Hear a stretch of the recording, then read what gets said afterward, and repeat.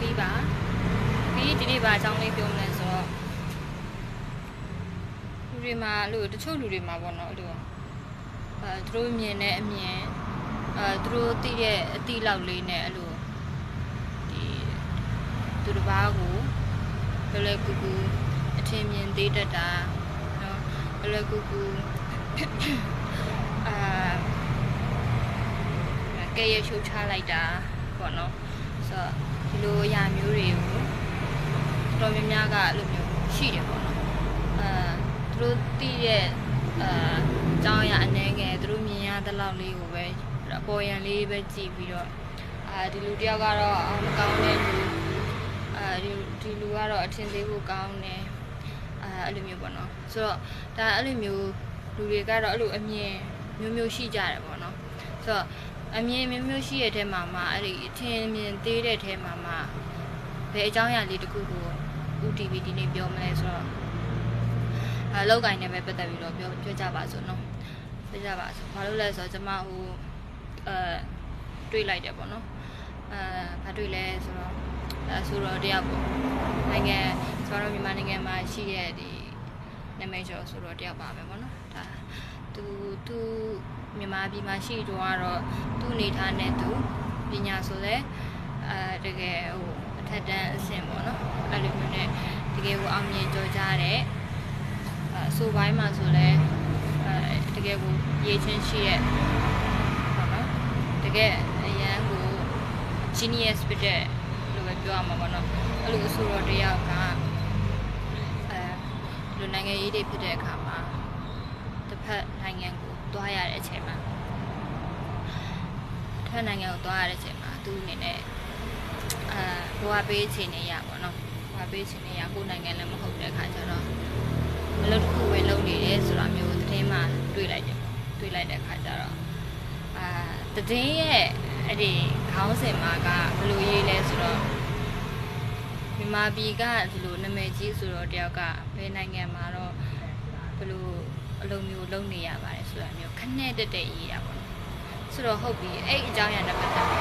ပြီးကပြောချင်ပါတယ်ဘာပြောချင်လဲဆိုတော့လူတွေမှာကလူတိုင်းမှာကသူ့တံမိုးနဲ့သူရှိတယ်သူ့ရဲ့ဒီလိုပြောင်းတဲ့တယောက်လုံနိုင်တဲ့အရေးချင်းသူ့ရဲ့ကိုယ်ရည်ကိုယ်သွေးလုံနိုင်စွမ်းနဲ့တယောက်နဲ့တယောက်မတူကြပါဘူးပေါ့နော်မတူကြဘူးခုနည်းတူပဲရောက်နေတဲ့ဒေတာပေါ်မူတည်ပြီးတော့လဲသူဟာသူ့ရဲ့လှုပ်ဆောင်ရမယ့်အလုပ်ကို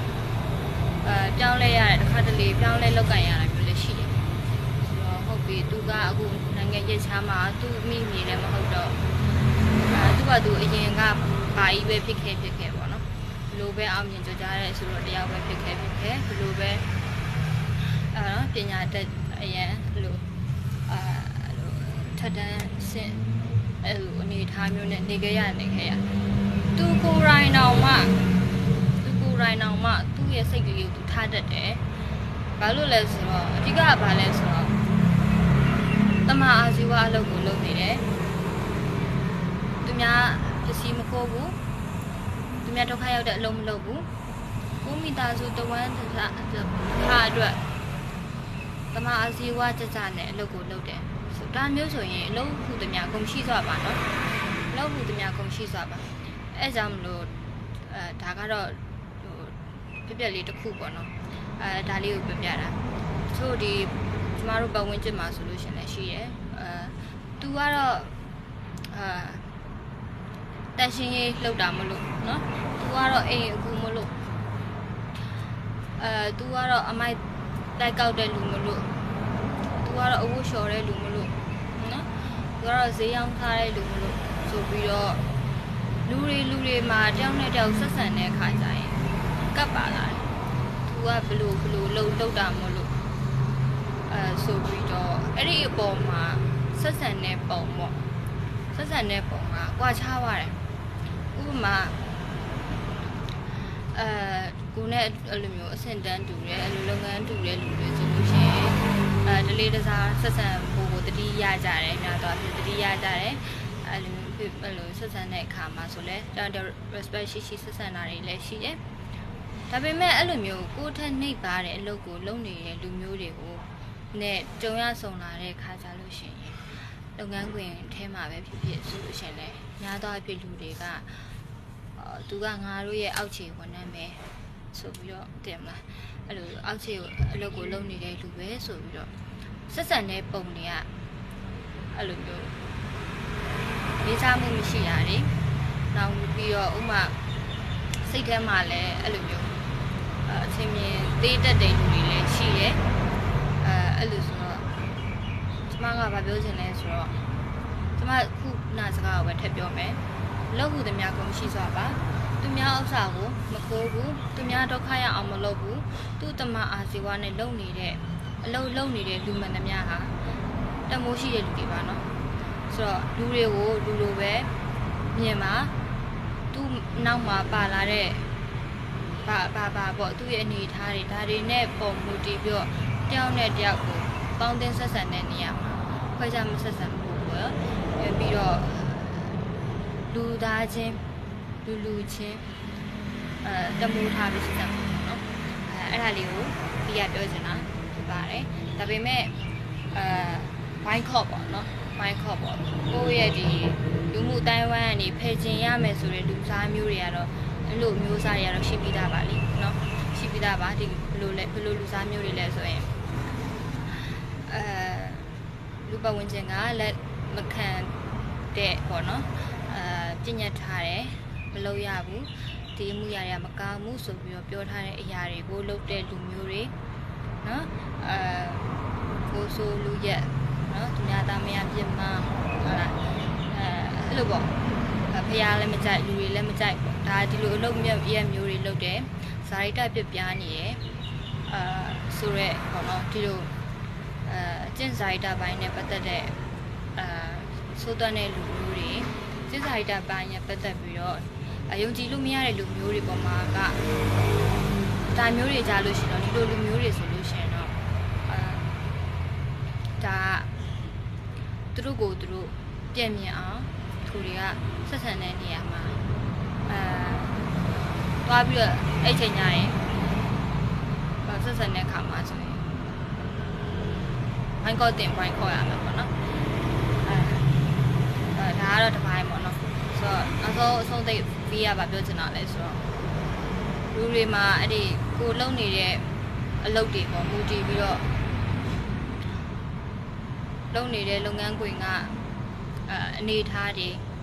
ယာရုအခြေအနေတွေဒါတွေပေါ်မူတည်ပြီးတော့တောင်းနဲ့တောက်မှာထင်မြင်သေးတာဆက်ဆံတဲ့နေရာတွေမှာတူတာမတန်တယ်လို့ဆက်ဆံတာတွေလူရည်မလုပ်ဖို့အတွက်ကိုပြီးက